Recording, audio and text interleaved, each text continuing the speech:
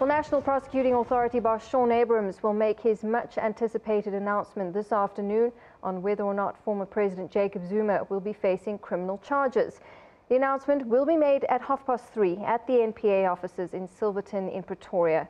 The possible charges that Zuma could face for the 2009 spy tape saga include fraud, corruption and racketeering. Zuma previously had to make representations on why the charges should be dropped. Earlier, the Constitutional Court dismissed a bid to stop Abrahams from announcing his decision on Zuma. The Council for the Advancement of the South African Constitution, or CASAC, had brought the application. They're arguing that the matter should be postponed until the courts have ruled on whether or not Advocate Abrahams should keep his job. Well, for more on this now, I'm joined by our political reporter, Aldrin Sampear. Aldrin, welcome. Thanks for your time. Thank you.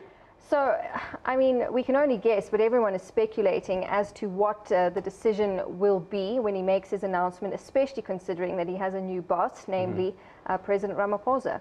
I guess also considering what the High Court has said about Shaun Abrahams being in President Jacob Zuma's corner all along during this battle to try and get President Jacob Zuma prosecuted. It's been a 9-year-long battle for the DA that has been arguing that President Jacob Zuma should be prosecuted and saying that the spy tapes were not strong enough to warrant the dropping of the charges against President Jacob Zuma. And remember that Advocate Downer, this is the lead prosecutor in the Jacob Zuma corruption case back in 2009, when the decision was taken by Mkoterimshe to drop the charges. He said, no, do not drop the charges. And this time around, Downer is part of that team that looked into President Jacob Zuma's representation and deciding and giving this remedial action, well, not remedial action, but recommendations to Advocate Shaun Abrahams about how to go about this thing. So it will be very interesting to see exactly how Shaun Abrahams goes about this. But something that we shouldn't forget is that there is another loophole for Shaun Abrahams, which is available, is that Shaun Abrahams can say, because this matter has been dragging on for so long, I do not want to take the decision whether to prosecute or not to prosecute. I feel that let's take it to a court and let the court decide whether there is a case that President Jacob Zuma should be prosecuted. Is there a prima facie case? The Supreme Court of Appeal has already said that the charges must be reinstated, but considering that Jacob Zuma has made these representations, where does this put Shaun Abrahams? Does he believe that he's fit and proper to make this decision and make the announcement? And also, as I said earlier on, considering what the High Court said about him. Well, that brings up that CASAC case because Shaun Abrahams is such a controversial figure, and no matter what he says, or whether he announces that he will prosecute or not, there are going to be certain groups from any corner coming up trying to appeal the matter. So he doesn't win either way. Actually, this afternoon, when he finally makes the decision or makes the announcement on the decision that he has taken, there won't be Q&As. So there will be no questions that will be entertained from journalists, we've been told. And this is because of an anticipation of litigation, which is something that could happen. They're also anticipating that there would be someone who will go to court and challenge this decision that has been taken by Shaun Abrahams. So Shaun Abrahams wouldn't want to bring, I guess, the nation into his confidence about how exactly he came to this decision without having to be cross-examined or really questioned by journalists how he has arrived at this decision.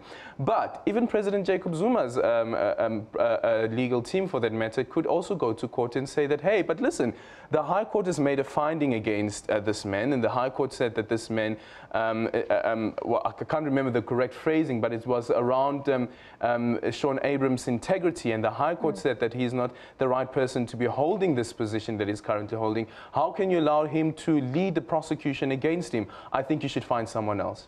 And you mentioned, former President Zuma's legal team going to court now, and the battle that the DA's had for the past 9 years to get this.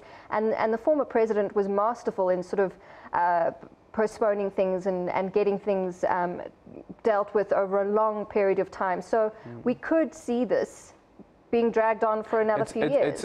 I certainly believe that this is not the end of the case. What's J. Kemp, President Jacob Zuma, former President Jacob Zuma, senior counsel, as one put it, this is the Stalingrad approach. You fight in every street, you fight in every corner, you fight in every house. So it's certainly not over. Another option that's open to President Jacob Zuma is that he could go to a high court and apply for a permanent stay and say that this matter has been dragged on for so long, and I feel that as an accused that my rights have been violated, and it's within the interest of justice that the charges against me be dropped and the prosecution be brought to a halt, and these charges never, ever be reinstated again. And then one last question, which a lot of people have been asking, and we know that the ANC has come out and denied this, but the possibility of any kind of deal that would have been struck between the former president and President Ramaphosa. Well, remember during the negotiations when the ANC wanted then President Jacob Zuma to submit his resignation and step down, this has been a question that has been asked over and over again. These meetings that have been taking place between then the Deputy President of the country, Cyril Ramaphosa, as well as the President of the country, Jacob Zuma, these constructive and fruitful meetings, if at all there were discussions around President Jacob Zuma's prosecution and giving him some sort of leniency, and the ANC has been clear that there has not been a discussion. I think even the President has said, President Cyril Ramaphosa has said that he can't get involved in the issues when it comes to the criminal justice procedure, because this is an issue that needs to be dealt with by the investigators who are in this case, as well as the prosecutors who will ultimately make the decision around whether President Jacob Zuma should be prosecuted or not. But as I was saying to you earlier on, even if there was a deal, Shaun Abrahams' time at the NPA as NPA boss is certainly numbered.